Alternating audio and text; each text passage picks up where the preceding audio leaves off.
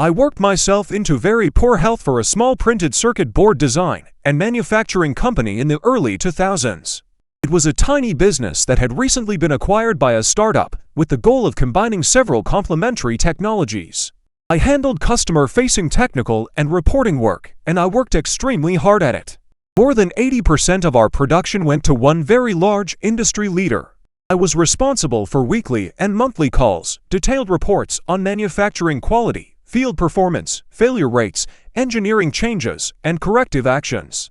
It was boring, highly technical work, but absolutely critical to keeping that customer satisfied. That large customer had kept my employer as a supplier without a formal supplier contract. After a few years, their internal policies changed and they required a signed contract. Around that same time, we were forced to accept a new general manager from the parent startup. He was openly unpleasant and widely disliked. One section of the proposed contract focused on reporting requirements. The general manager called me into his office and told me to write a document explaining why each reporting requirement could not be met. After reading the entire contract, I told him the truth. We were already fully compliant with every single reporting requirement listed. He was stunned and asked how that was even possible. It was possible because the customer's supplier manager had given me their full reporting expectations about a year earlier. I had already built every process needed to support them. I reminded the general manager that he was copied on every weekly and monthly report I sent, complete with attachments covering all required data. That was when it became clear that he had never been reading my emails. Everyone knew the general manager had been brought in to change the company's business model.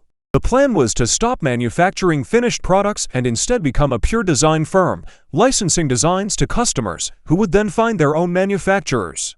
I knew that strategy meant my job would eventually disappear. I just did not expect it to happen so quickly. The stress caught up with me. I developed a serious internal infection and collapsed at home.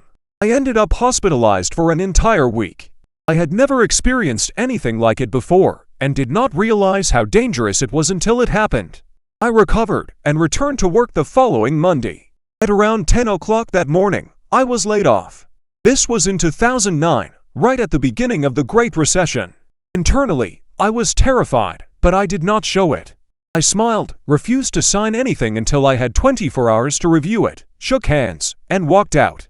Amazingly, about a month later, I found a new job, despite the economy and my specialized background. Shortly after starting that job, my former boss called me. He was asking questions about the reports I used to produce. I actually felt bad for him. He had cried when I was laid off, something I had not even done myself. He came from a completely different profession and never truly understood what I did, only that I somehow kept a big customer happy. I answered his questions clearly but offered nothing extra, knowing he was completely overwhelmed. About a week later, he called again and said the company wanted to reverse my layoff and hire me back. I politely declined. 3 days after that, the general manager who had laid me off called me personally and offered my job back. I declined again. He warned me that if he reported my refusal to the state, I could lose unemployment benefits. I calmly declined once more. I was not going to be threatened or intimidated, especially since I already had another job, even if it paid less. I stayed professional and never revealed that I did not need unemployment benefits anymore. A few days later, my former boss called again. This time, he was authorized to offer my job back with full continuity of service, restoration of unvested stock options on their original schedule, and reinstatement of my paid time off that had been paid out at layoff. It was tempting, since my new job paid about 25% less. Still, I declined. He asked me to sign a formal refusal. I declined again and ended the call.